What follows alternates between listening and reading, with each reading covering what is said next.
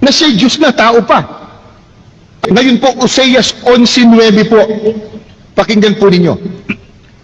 Hindi ko isasagawa ang kabangisan ng aking galit, hindi ako babalik upang ipahamak ang Efraim, sapagkat ako'y Diyos at hindi tao. Ang tunay bang Diyos pumapayag na siya po'y Diyos na, tao pa? Ba hindi? Ano sabi niya? Ako'y Diyos, hindi tao. Nung basahin ko ito minsan, kapatid na Joel, may nagsabi, wala naman siya sinabi dyan na hindi siya payag ang tanong, yung bang sabi niyang ako'y Diyos, hindi tao, payag ba siya? Yung bang hindi payag? Sagot kayo. Hindi po. Hindi. Ang sabi ng Diyos, ako'y Diyos, hindi tao. Yung tao, sabi ng Diyos, ikaw ay tao, hindi Diyos. Anong sabi ni Kristo? Ako'y tao na nagsasabi ng katotohanan narinig ko sa Diyos. Isa sa mga katibayan na hindi po si Kristo ang tunay na Diyos. Binasa yung 11:9 ng Oseas, ibubulgar ko sa inyo ngayon. Basahin natin ang Oseas na pinaliwanagan niya, pumapayag ba ika ang Diyos na ang tao ay maging Diyos o ang Diyos ay maging tao? Basahin natin at itutuloy ko lang hanggang Gis, mga kapatid. Pakibasa, kapatid na Daniel. Hindi ko isasagawa ang kabangisan ng aking galit. Hindi ako babalik upang ipahamak ang Efraim, sapagkat ako'y Diyos at hindi tao, ang banal sa gitna mo, at hindi ako paroroon na may galit. Sila'y magsisilakad ng ayon sa Panginoon, na siyang uungal na parang leon, sapagkat siya'y uungal, at ang mga anak ay magsisidating na nanginginig na mula sa kalunuran. Kanya, analyze natin yung talata. Hindi ko isasagawa ang kabangisan ng aking galit. Hindi ako babalik para ipahamak ang Efraim, sabi niya. Ang Efraim po kasi, anak ng Israel, isang tribo ng Israel, na nasumpungan sa pagsamba sa mga Diyos-Diyusan. Pero ang sabi ng Diyos, hindi ko isasagawa ang kabangisan ng aking galit para sa Efraim, ano?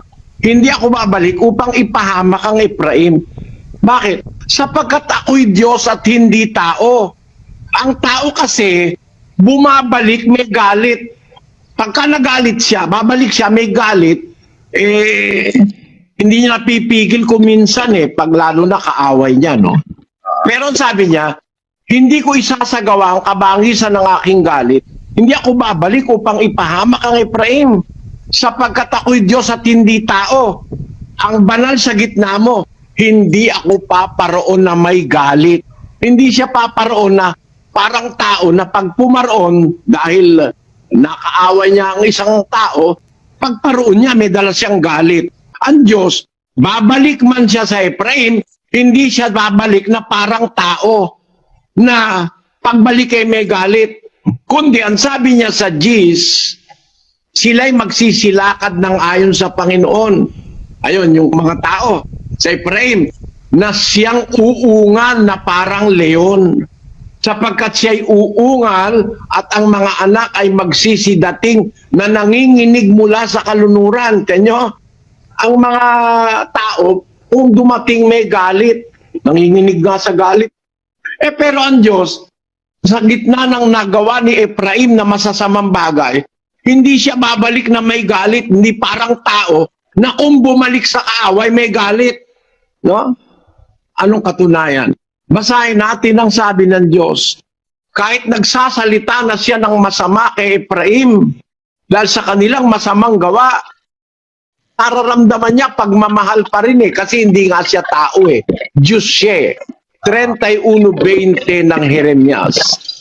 Ang Efraim bagay aking minamahal na anak, siya bagay iniibig na anak, sapagkat kung gaano kadalas nagsasalita ako laban sa kanya, ay gayon ko inaalaala siya ng di kawasa. Kaya't nananabik ang aking puso sa kanya. Ako'y tunay na maaawa sa kanya, sabi ng Panginoon. Yun, kaya pala hindi siya babalik na may galit sa Efraim. Maawain siya. Kaya sabi niya, ang Efraim bagay aking minamahal na anak. Oo, tama yun. Siya bagay aking iniibig. Tama yun. Sapagkat kung gaanong kadalas nagsasalita ako laban sa kanya, gayon ko inaalaala siya ng di kawasa. Kahit na nagsasalita siya ng laban sa Efraim dahil sa ginagawa nilang masama, pero ang kanyang kalooban, naaalala niya ang Efraim ng di kawasa. Kaya nananabik ang aking puso sa kanya. Ako'y tunay na maaawa sa kanya, sabi ng Panginoon. Kaya sabi niya sa Uzias, hindi ako babalik sa Efraim na may galit sapagkat ako'y Diyos at hindi tao. Ano ibig sabihin? Hindi siya kagaya ng tao na pagka pumupunta sa kaaway, nagagalit. Pero kung mahal niya ang Efraim, kahit na gumagawa sila ng masama, pupunta ako ron. Sabi niya, ako'y Diyos at hindi tao.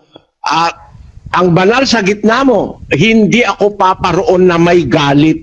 Ayon. Doon sa punto na yon, iba siya bilang Diyos kaysa sa tao. Kasi ang tao, may galit. Siya wala sa kanyang minamahal na anak na si Efraim. Yun ang paliwanag ng Biblia. Kasi may pinoprotektahan silang interes. Nasabi na nila si Kristo'y tao, kaya kahit ano pang talata ang mabasa, pipilipitin para palitawin si Kristo'y tao.